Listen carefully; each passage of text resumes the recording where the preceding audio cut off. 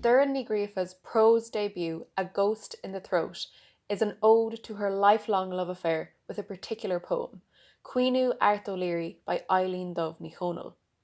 With the poem having surfaced at various moments throughout her life, Ní Ghríofa finally decided to lean into its call and begin to research the woman who first uttered it in response to the murder of her husband, Art.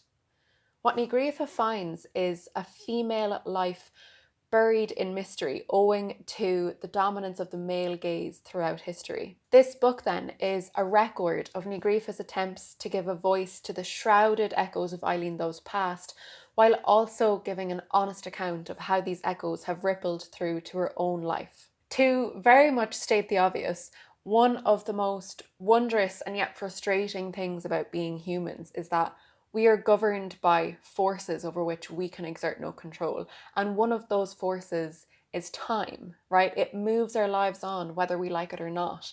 And there can be no permanence found within it. What's so incredible then about A Ghost in the Throat is that Doireann Ní Ghríofa seems to have literally reached out a hand and grabbed hold of time. And in doing so, she gives at least these two stories, her own and Eileen Dubh's, a sense of permanence, if not complete permanence. While the reader can find a sense of justice being done in Ní Ghríofa's determined attempts to illuminate the life of Eileen Dubh in this book, the converse of that sense of justice is that you can't help but think of the many other Irish women whose histories have been erased over the years.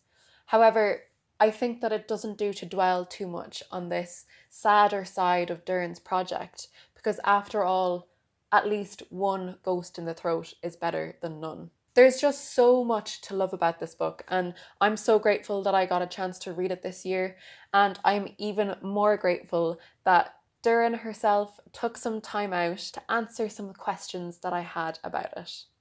Hi Doireann, thank you so much for joining me. Hi Caoimhe.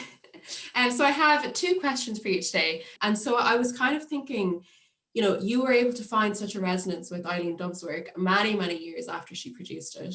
And so if someone happened upon A Ghost in the Throat, many, many years into the future, and did sort of find a resonance with it, what sort of resonance would you like that to be? Or like what kind of thoughts or emotions would you like that person to get from your work in the future?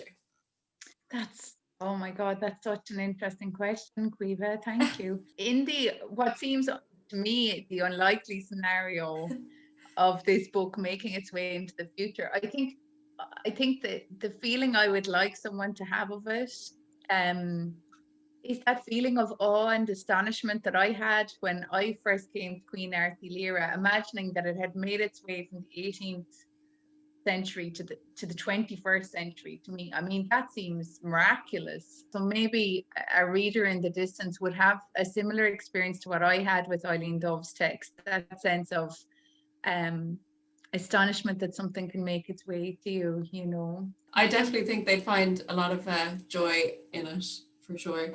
And my second question is, the book is very much, a female text. I mean, you bookend, the whole thing with the phrase, this is a female text, and it's obviously said a few times within the book as well.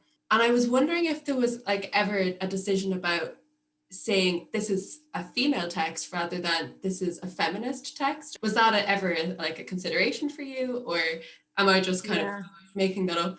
No, there wasn't, is the easy answer. Okay. Simply because that I kind of almost think of it as a refrain that occurred to me in its first occurrence, very much as it does in the book. I mean, I was visiting Kilcrea. It's one of the places where Eileen Dubh would have spoken her Queena, over where Arthur's buried there. And as I was leaving, this phrase or line came to me, this is a female text. Okay. And it kept insisting on itself over and over and over again. And I didn't really know what was meant by it. I found it kind of baffling. So a lot of the process of beginning to understand the book that I was trying to write was the process of trying to understand what that means. This is a female text. So it could never really have been this is a feminist text, because it was a voice that came from elsewhere that insisted on itself And the insistence in it was, this is a female text. Okay, wow. Well, Doireann, thank you so much. That was brilliant. Thank you, Caoimhe.